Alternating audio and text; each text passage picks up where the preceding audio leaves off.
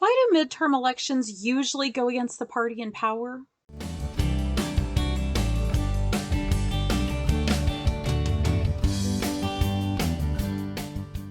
Here in the United States, we have elections for president every 4 years, but between those presidential elections, we have midterm elections.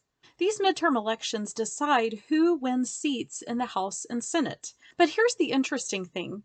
During these midterm elections, the president's party almost always loses. So, for example, if we have a Democrat president in the White House, usually the Republicans win big during the midterms. If we have a Republican president in the White House, usually the Democrats win big during the midterms. Midterms are coming up here in the United States in just about a month. So everyone is trying to predict who is going to win during the midterms. And I've heard lots of people talk about this normal pattern of electoral loss for the president's party during the midterms. But what interested me was why? Why does this happen? It makes logical sense to me that if, for example, the country is more Democrat and elects a Democrat president, wouldn't I expect that the Democrats would win more often during the midterms? Or if the country is more Republican, such that they elect a Republican president, I would expect the midterms to reflect that and for the midterms to have Republicans winning. At least to me, it seems counterintuitive that the midterms go against the president's party. In fact, since 1876, the midterms have gone against the president's party in all elections, all the midterms, except for three. It happened once in 1934 because of fallout from the Great Depression. It happened once in 1998 because voters were perceiving Republican overreach against Clinton's impeachment. And it happened once again in 2002 after the 9/11 terrorist attacks because support for President Bush and the Republican Party soared. But those three times were the exceptions. By far, the most common way for the midterms to turn out is for the midterms to go against the party that's in power. Midterm loss for the party in power is not just a kind of, sort of, maybe, sometimes it happens tendency, it's a regularity. The most extreme midterm losses for the party in power happened in 1974 when President Ford lost 48 of the 435 House seats and 4 out of the 100 Senate seats. It happened again in 1994 when Clinton lost 54 House seats and 9 Senate seats. Isn't it interesting that Clinton is one of the examples of the most extreme midterm losses and also one of the examples of a time when the midterm didn't go against him? Then in 2010, Obama had the most serious losses when he lost 63 House seats and 6 Senate seats. Interestingly, this doesn't just happen in the national government, it also happens in states. When you're looking at the states, the governor of that state's political party usually loses power in state midterm elections as well. So why do these midterm losses happen? What I found is 4 explanations that are most commonly cited by political scientists, but we're going to see that 3 of the explanations have weak data to back them up. Only one explanation actually has really strong data behind it.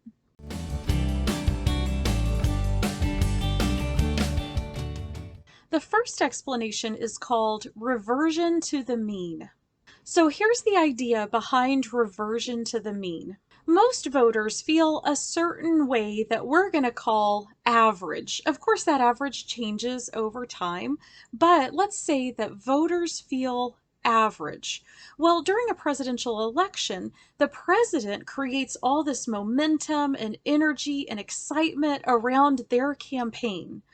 That allows other politicians who agree with the president to kind of ride the president's coattails. They're riding that wave of energy that the president has created.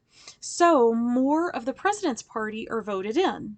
But during the midterms, when the president isn't on the ballot, the midterms revert back to that average, reverting to the mean. Mean is the same as average.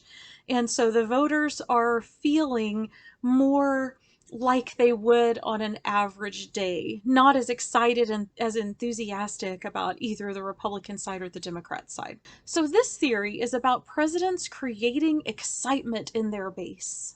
Here's what I found. This theory is somewhat supported, but most of the evidence for it is weak.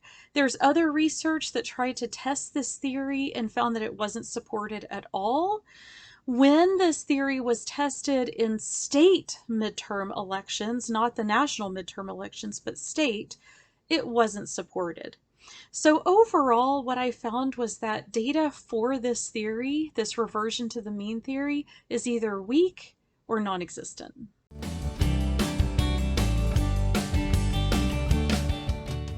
The next theory is called surge and decline. This theory was created 60 years ago by a researcher named Angus Campbell, and this theory is not focusing so much on how the president excites certain voters and gets them to agree with him or her. Instead, this theory is about how the president can create certain voters. There are lots of people in the United States who don't normally vote. In the political science research, they would call them peripheral voters, people who hardly ever vote or have never voted before. But because it's a presidential election, the president can get those people to the polls, maybe even in the millions.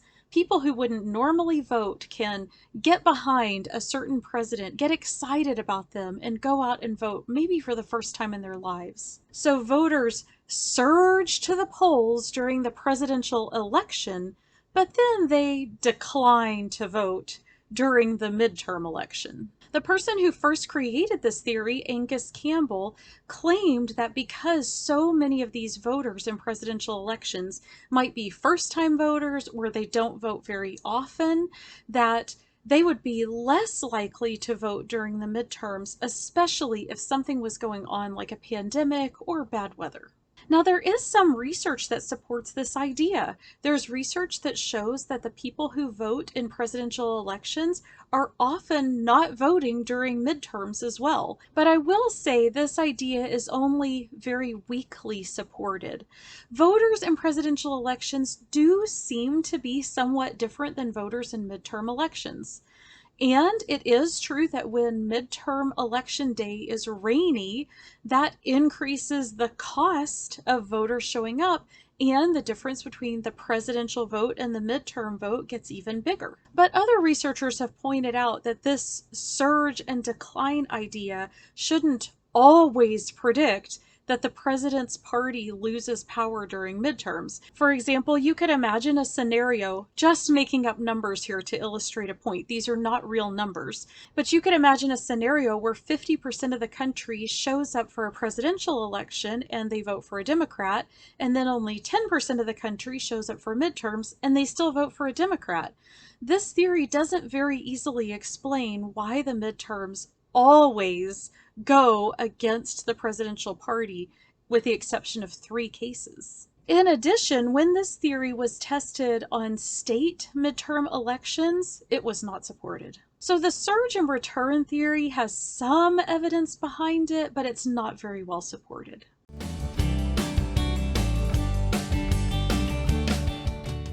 Now let's look at a third theory, and this theory is called negative referendum. So here's the explanation behind negative referendum. This theory says that voters punish the president's party when the president is perceived to be performing poorly in terms of their bad economic conditions or when the president isn't very popular. I gotta say, this is one of the most intuitive of these theories. That's definitely what I thought, and I've heard other people who aren't political scientists saying the same thing as well. I mean, it kind of makes sense. You hear people grumbling about the president, and so you assume that there's a lot of negative feelings about the president. So it makes sense that during the midterms, people turn against the president's party and vote in ways that are opposing the president's party, right? But here's the interesting thing.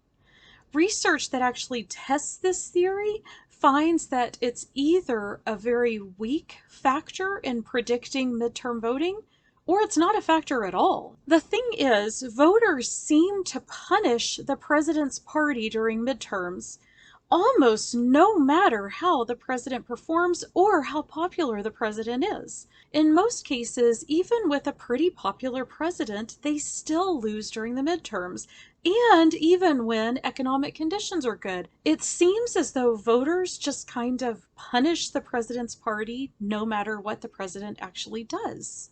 When this theory was tested in state midterm elections, it held up a little bit better. It seems like on the state level, people are more willing to vote for their state governor's party if they perceive the governor to have been doing well and they think that economic conditions are pretty good in their state. But on the national level, it just doesn't hold up very well. The evidence is pretty weak.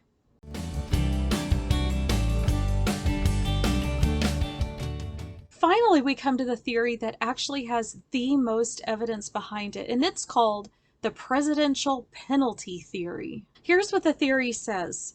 Voters penalize the president's party for being in power, regardless of objective circumstances. The presidential penalty theory has the most data behind it.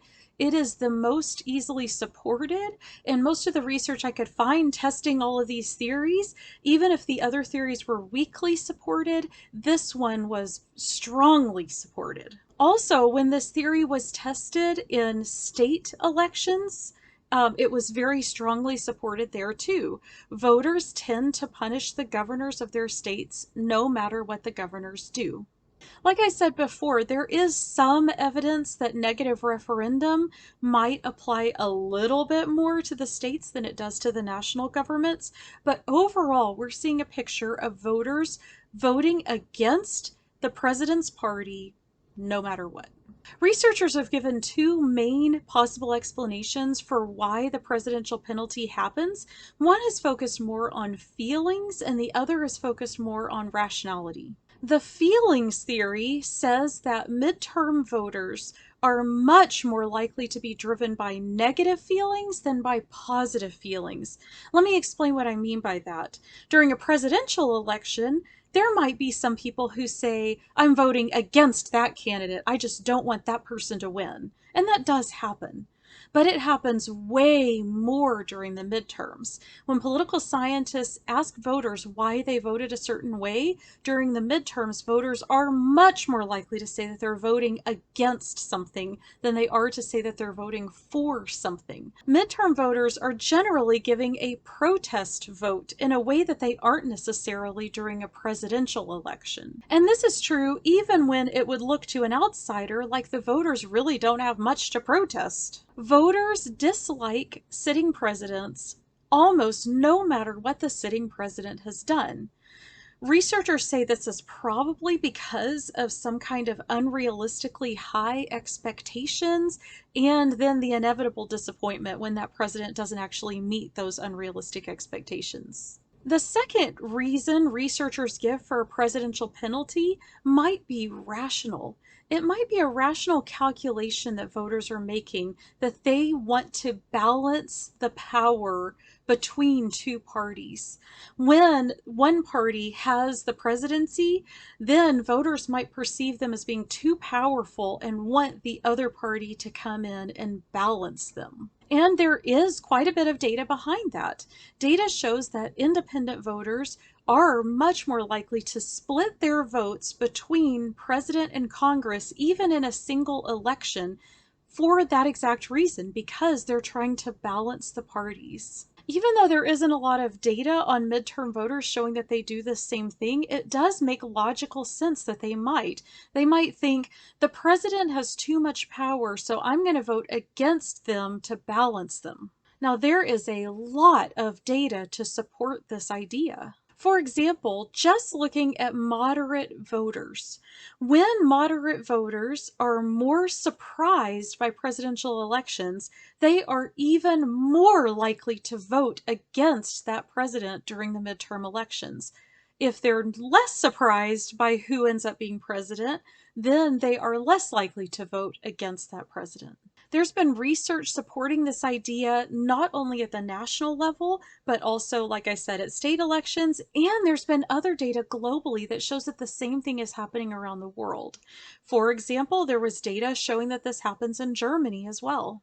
Voters try to balance the political parties against each other so that neither one has too much power.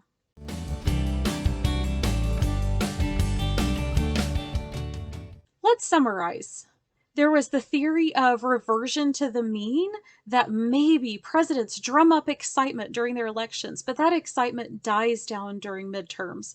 There was some weak support for this. There is also surge and decline. Maybe presidents drum up new voters during their elections who then don't go on to vote during the midterms.